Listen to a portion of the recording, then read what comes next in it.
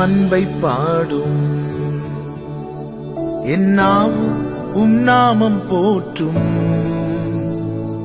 என் இதயம் உம்மில் மகிழும். எனக்கென்றும் நீர் போதும். இயேசு கிறிஸ்துவின் இனிய நாமத்தினாலே உங்களை வாழ்த்துகிறேன். கர்த்தர் உங்களை ஆசீர்வதிப்பாராக. 106வது சங்கீதம் அதனுடைய 7வது வசனம். எங்கள் பிதாக்கள் எகிப்திலே உம்முடைய அதிசயங்களை உணராமலும் உம்முடைய கிருபையின் திரட்சியை நினையாமலும் போய் சிவந்த சமுத்திர ஓரத்திலே கலகம் பண்ணினார்கள்.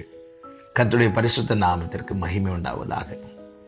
சங்கீதக்காரன் முற்பிதாக்கள் நாட்களில் நடந்த காரியங்களை தம்முடைய சங்கீதத்திலே எழுதும்போது சொல்லுகிறார், எங்களுடைய பிதாக்கள் உம்முடைய கிருபையின் திரட்சியை நினைக்காம போயிட்டாங்க.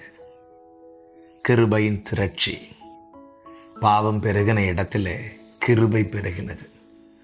அந்த கிருபை பெருகினதுனால தான் பாவத்தின் வல்லமை நம்மை மேற்கொள்ள ஒட்டாமல் நமக்கு மீட்பு கிடைக்கப்பட்டது. எது அதிகம் இருக்கிறதோ அதன் கை ஓங்கி இருக்கும். பாவம் பெருகின இடத்திலே தேவ கிருபை அதிகமாய் பெருக பண்ணினதுனால அந்த கிருபை நம்முடைய வாழ்க்கையில ஓங்க ஆரம்பித்தது. நமக்கு மீட்பு கிடைத்தது. என கேட்கிற அன்பு சகோதரா சகோதரி, வாழ்க்கையில எதை மறந்தாலும் அவர் ரட்சித்ததை மாத்திரம் மறந்து விடவே கூடாது. காரணம், என்னையும் உங்களையும் ரட்சிக்க அவர் பாராட்டின கிருபை கொஞ்சமல்ல. அதுதான் கிருபையின் திரட்சி, கிருபையின் பெருக்கம்.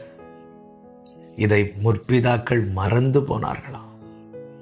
யார் கிருபையின் திரட்சியை மறக்கிறார்களோ, அந்த கிருபையின் பெருக்கத்தை மறக்கிறார்களோ, அவர்கள் என்ன செய்வார்களாம்? இங்கே சொல்லப்பட்டிருக்கிறது, அவர்கள் கலகம் பண்ணினார்கள். கிருபையின் திரட்சியை நினைக்கிறவர்கள் கர்த்தரை துதிப்பார்கள். கிருபையின் திரட்சியை மறக்கிறவர்கள் கலகம் பண்ணுவார்கள். நாம் கலகம் பண்ணுகிறவர்களாய் அல்ல, கர்த்தரை துதிக்கிறவர்களாய் இருக்க வேண்டும். பாவத்தில் பிடிக்கப்பட்ட ஒரு ஸ்திரீயை அந்த ஊர் ஜனங்கள் எல்லாரும் சேர்ந்து இழுத்து கொண்டு இயேசுவுக்கு முன்பாய் நிறுத்துகிறார்கள். சிறுவர் முதல் பெரியவர் வரை அத்தனை பேர் கையிலும் கற்கள்.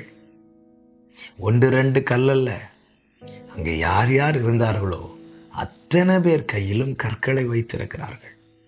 இன்னும் ஒரு சில நிமிடங்களிலே அத்தனை கற்களும் இவள் மேல் விழப்போகிறது. பிரமாணத்தின்படி பாவத்தில் பிடிக்கப்பட்டிருக்கிறாள். அப்படி என்றால் நிச்சயமாய் கல்லெறிந்து கொல்லப்பட வேண்டும். அவள் இன்னும் சில நிமிடங்களிலே கல்லெறிந்து கொல்லப்பட போகிறாள். காரணம், இவளுடைய பாவத்தின் எண்ணிக்கைக்கு தக்கதான தண்டனை அது.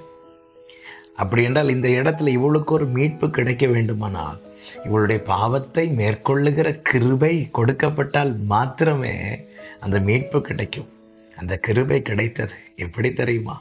தரையிலே குனிந்து எழுதி கொண்டிருந்த ஆண்டவராகிய இயேசு கிறிஸ்து நிமிர்ந்து ஒரு பார்வை பார்த்தார்.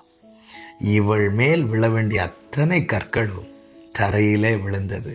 இவள் மேல் அவருடைய கிருபை விழுந்தது. கிருபை அவள் மேல் விழுந்ததுனால ஒரு கல்லு கூட அவள் மேல் விழவிடல.